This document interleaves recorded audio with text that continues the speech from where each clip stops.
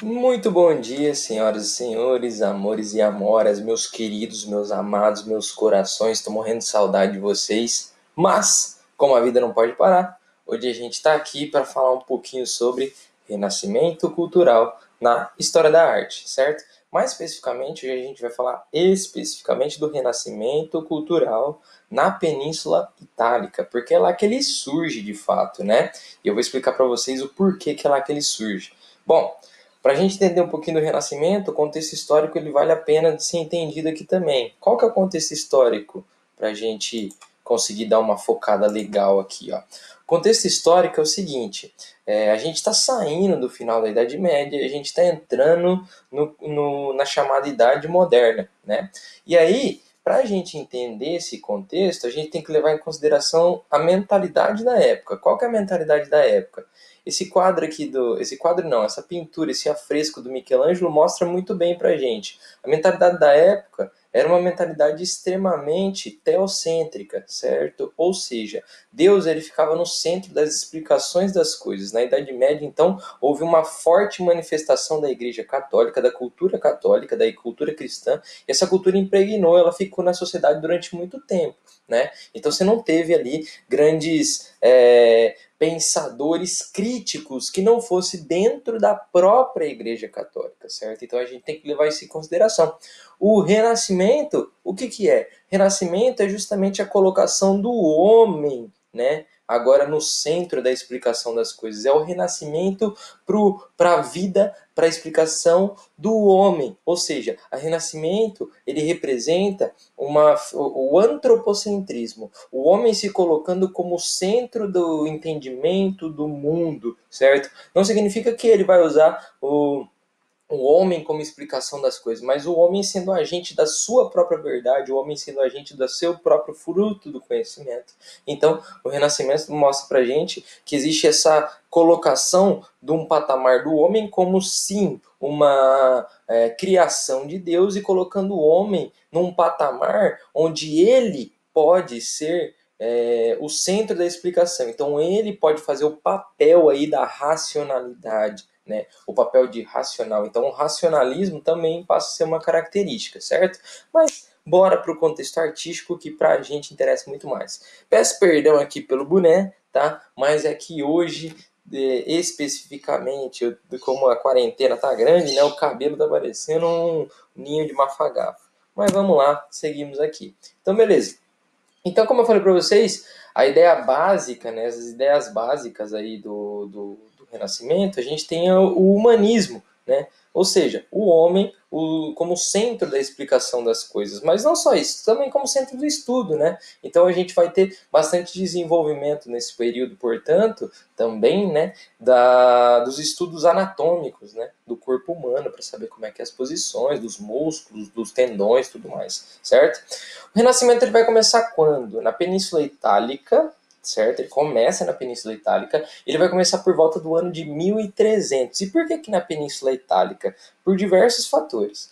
Um dos fatores que é muito importante é que o Renascimento é uma retomada da cultura greco-romana. Então a Península Itálica é o centro desses dois tipos de cultura, né? Por causa dos gregos que formaram ali uma colônia há muito tempo atrás e também porque Roma vai se desenvolver, obviamente, na Península Itálica, como a gente já sabe, certo? Então, a gente tem ali na Península Itálica, obviamente, o Renascimento, porque é ali que está todo o centro da cultura greco-românica. Então, como o Renascimento é uma retomada dessa cultura greco-românica, né? Então a gente consegue entender porque é ali que surge, certo? Mas não é só por isso. É também na Península Itálica que a gente tem as maiores riquezas, os maiores mercadores, os maiores centros econômicos da época, como Florença, Veneza e Gênova inicialmente, né? Que são as cidades dominantes ali no mercado pelo Mediterrâneo, no domínio do mercado das rotas marítimas pelo Mediterrâneo, né? Então ali se acumulou muita riqueza, principalmente dessa nova classe social que é a burguesia, né? Então essa galera começa a financiar inicialmente essas grandes produções artísticas, né, do período do Renascimento, chamados de mecenas, né, os mecenatos. Eles patrocinavam os grandes artistas. Depois a gente vai ver que com a reconstrução e a retomada da cidade de Roma, ali durante o Império Carolíngio, até se já tinha um fortalecimento, mas só que depois que começa uma reconstrução da cidade de Roma, a igreja também vai se abarcar, também vai gostar dessa ideia do movimento renascentista, do movimento humanista, né? E aí ela vai financiar também alguns artistas, obviamente, com intuitos religiosos, tá? Mas a gente vai ver que sim, continua uma valorização do ser humano, só que a igreja também vai se apropriar de grandes obras e desse grande movimento de grandes nomes artísticos aí, como a gente vai ver. Vai financiar. Tudo bem? Então tá bom. Falando um pouquinho agora da arquitetura. Primeira coisa que a gente tem que entender é que a arquitetura, né, na época do Renascimento, ela tem uma preocupação extrema com as relações matemáticas, assim como os gregos tinham, né, assim como os romanos tinham, só que agora eles têm uma ideia de perfeição absoluta, certo? Então busca de uma ordem, de uma disciplina, de uma ocupação do espaço perfeita, portanto, uma ideia que caracteriza muito bem a arquitetura no período renascentista é a simetria, tá? Então é extremamente simétrico, tá? Por exemplo, a gente pode ver aqui a Catedral de Santa Madre del Fiore. Olha aqui que legal, né? Ela tem um formato de cruz, né? Com uma abóbada muito bem desenhada aqui em cima, certo? E aí você tem uma divisão correta aqui das janelas, dos muros. Então, isso traz uma ideia de simetria, de qualidade. E repara que as obras também, né, diferente como a gente viu na arte gótica, elas não são obras extremamente grandiosas, nem com um intuito de ser também muito grandiosos. Na verdade, são obras simples, né, relativamente simples, de ideias fixas, porém muito preocupadas com a simetria, muito preocupados com a arquitetura em si, certo? Por exemplo, aí a gente tem Filippo Brunelleschi também na Capela Pazzi, olha que legal. Então a gente tem aqui, ó, como a gente pode ver muito bem a simetria, né? A gente tem aqui figuras geométricas que representam com equidade matemática, né, a entrada ali da capela, né? Então é uma preocupação constante com essa simetria, como eu já falei para vocês. Tudo bem? Na pintura, a matemática também é aplicada, tá? Então a gente tem três grandes características na pintura. Na verdade a gente tem mais, mas a gente tem três grandes características, tá? E a primeira delas, que é muito visível na pintura renascentista, é a perspectiva. A ideia de que tudo está matematicamente no seu lugar. As figuras elas são desenhadas matematicamente perfeitas em relação à posição. Então, se a figura está mais para frente, ela está maior. Se a figura está mais para trás, ela está menor. Como aqui minha mão, por exemplo, né?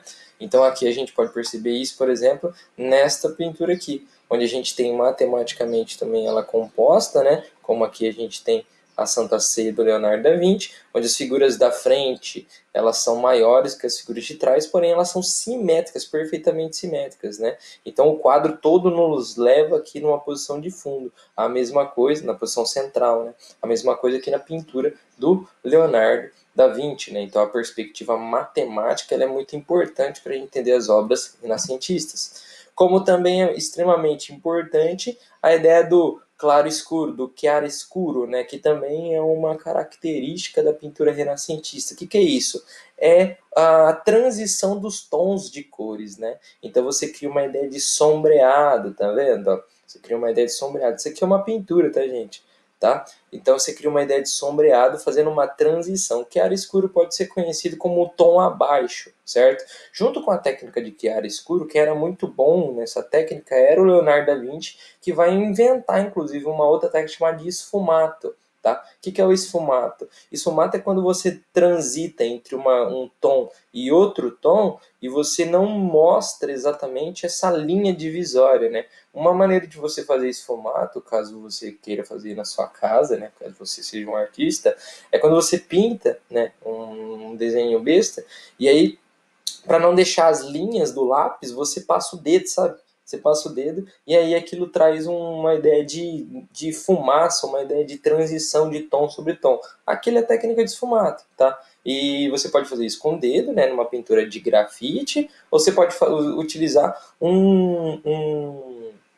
um pincel de esfumaça, né, de esfumato que você passa nas pinturas e você faz essa transição dando essa ideia de claro e escuro, né? Por que é importante essa técnica de claro e escuro? Porque uma das características da obra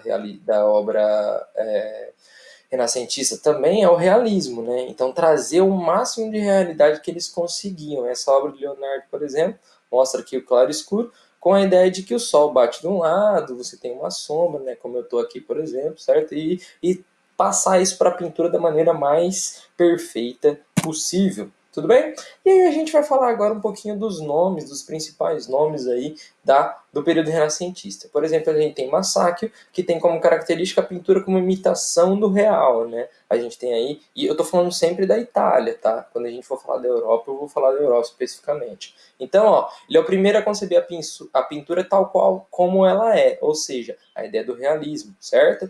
Reprodução das coisas como são, também a ideia da perspectiva, né? Como a gente está vendo aí nas obras. Depois a gente tem Fra Angelico, conciliação entre terreno e mítico, né? Porque, como a gente já falou, a gente tem uma ideia aí do homem agora no centro da explicação das coisas, né? O ser humano não representa angústia ou inquietação, mas sim serenidade. Ele não está representando aquela angústia de não saber qual que é o seu lugar no mundo, mas sim uma serenidade, uma boa relação entre céu e terra, aí, né? Entre o humano e o divino, né?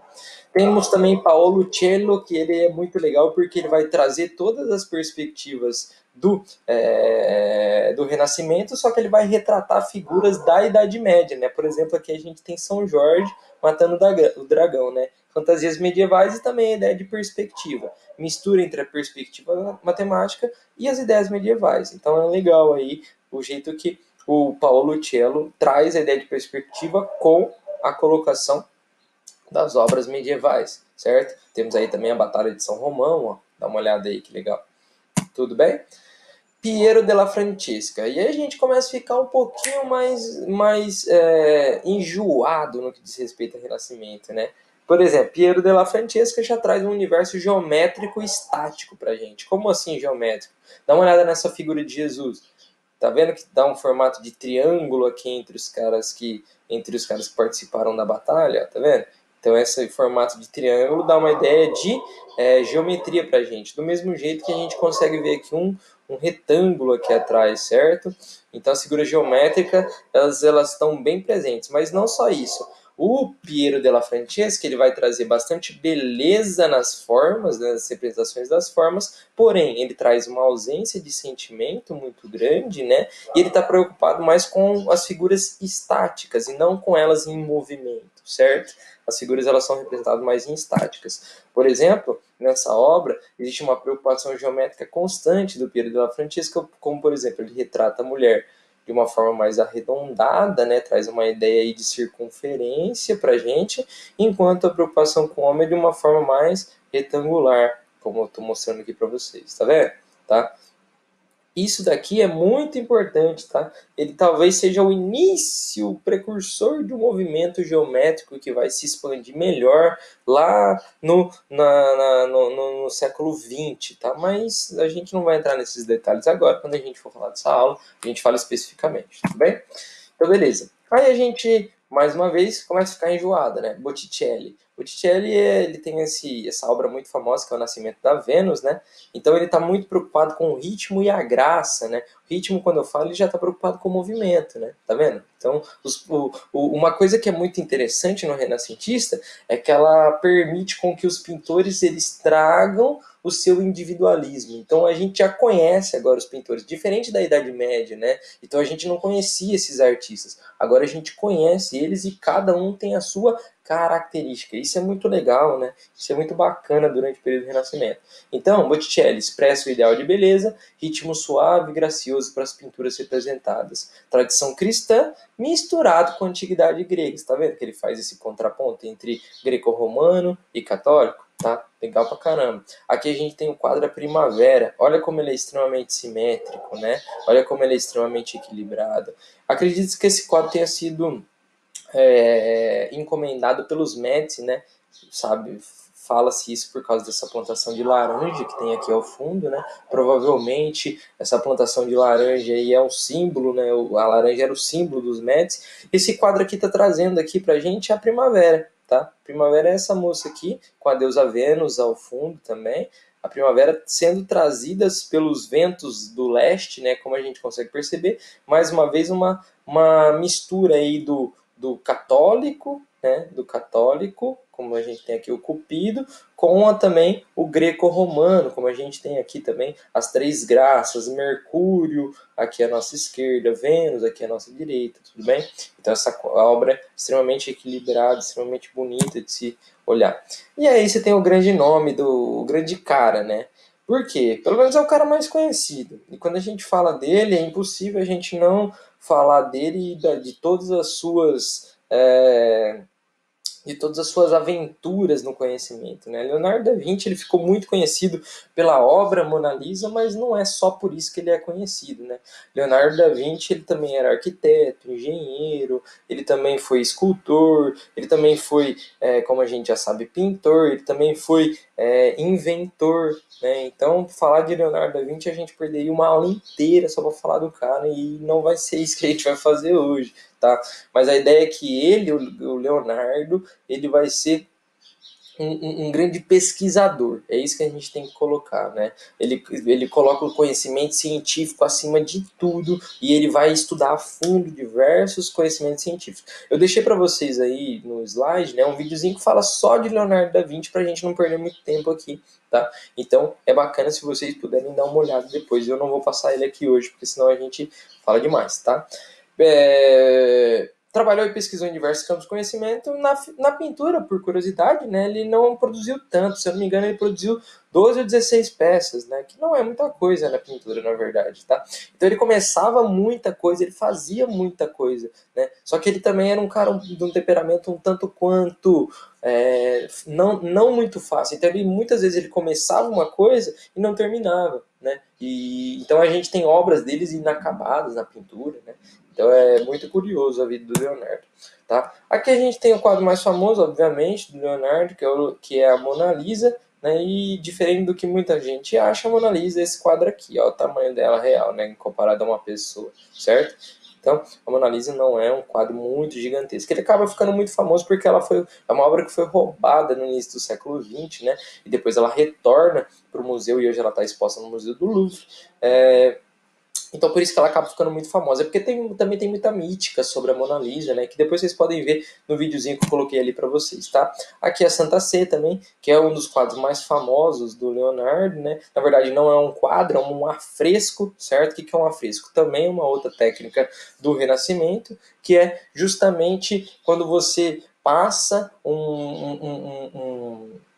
uma camada, né, de tinta e depois você pinta por cima dessa camada, né? Tem um afresco a seco e tem um afresco úmido, né? E aí aqui ele fez um afresco e olha que legal, se a iluminação está dentro de uma igreja, tá? A iluminação ela vem desse lado esquerdo aqui e aí ele teve a capacidade de colocar os raios de sol batendo do lado direito na sua pintura justamente por causa da iluminação do local. Então, além de tudo isso, ele também pensou desse lado. Para quem assistiu aí o filme Código da Vinci, tem toda uma teoria sobre Jesus, Maria Madalena, mas enfim, a gente não vai ficar falando disso aqui agora, tá? Estamos aí de novo, né? A pintura da Última Ceia.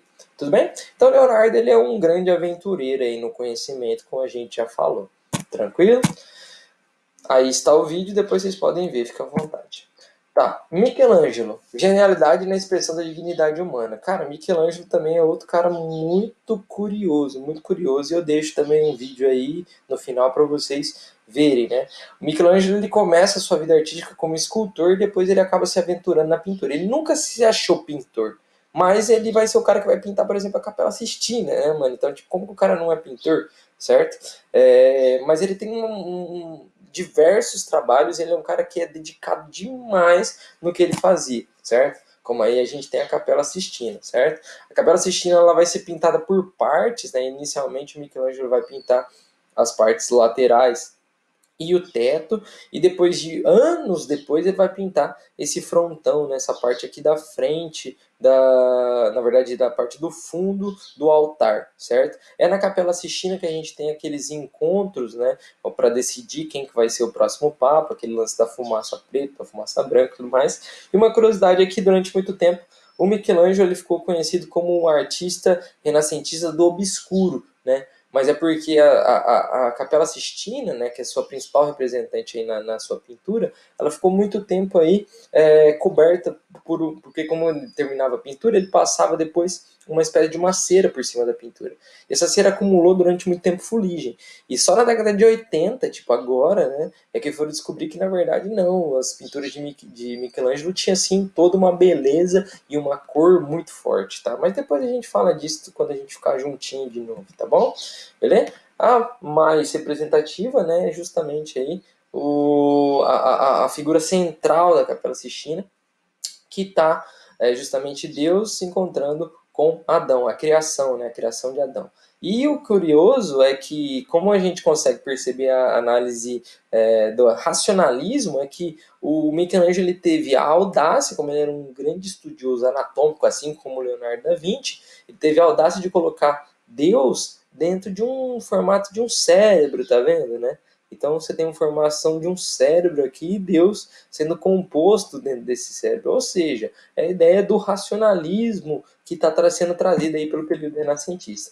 Outra obra extremamente da hora do Michelangelo é a Pietà, né?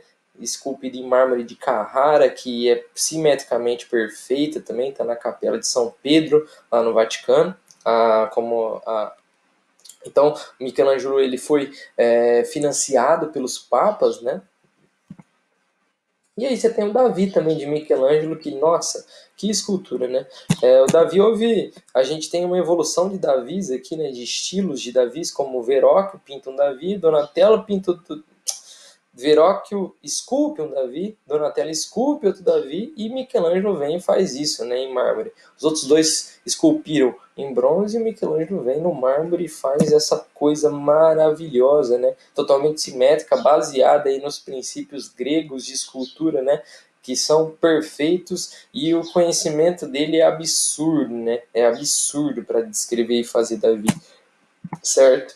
Temos aí Moisés também, que, nossa, icônico essa escultura, né? O Freud gostava muito dela, o Freud ia lá com constância ver a figura de Moisés, né? Porque ele ficava extasiado com tamanha beleza e tamanha simetria que essa figura tinha. É emblemática demais, né? Você ficar analisando o que será que Moisés está pensando, o que será, certo? E aí tem o vídeo, mais uma vez, vocês podem ver, fica à vontade, tá?